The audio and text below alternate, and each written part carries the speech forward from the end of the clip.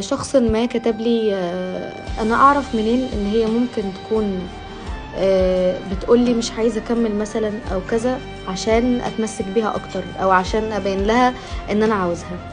هقولك بمختصر شديد، المثال ده هديهولك عليا انا، ولو اي بنت بتتفرج بتمر او بتحس نفس الاحساس ده يبقى هتكتشف ان كلنا نفس التفكير. اول حاجة، البنت بتزعل قوي لما بتبقى مديه مساحة للراجل اللي معاها وهو ما يقدرش حتة انها مدياله مساحة وهو ما بيطمنهاش. يعني هي تبقى مدياك مساحة حلوة وان انت بتخرج وتنزل تقعد على القهوة وتسيبك براحتك، وممكن تقولك فينك كل مثلا ساعتين بس تطمن عليك، وانت ما بتطمنهاش. يعني هي اللي بتطمن عليك، انت مش بتطمنها. انا من الناس اللي حركة زي دي ممكن تزعلني جدا من الشخص اللي قدامي، والحركة الصغيرة دي قدام هتبني فجوة هتشوفها دلوقتي. فكرة برضو عدم تقديرك لمشاعر هي حساها.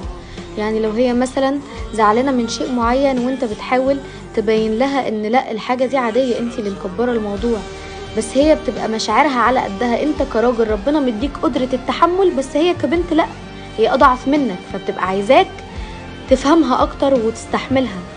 اغلبيه الرجاله او الناس اللي هي بتكون متعصبه جدا او الرجاله العصبيه دايما بتقول انا مش من النوع اللي اتحايل على واحده، وانا مش من النوع اللي افضل اقدم واعمل.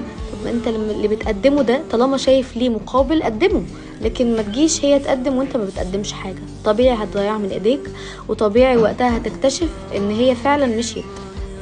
ده بالنسبة للبنت المتمسكة او البنت اللي هي شارياك وعايزاك وبتحبك، هتلاقيها دايما منتمة انها تعاتبك. لو هي مش عايزاك فهي دايما هتبقى بتتهرب منك او ما بتردش عليك وتتجاهلك.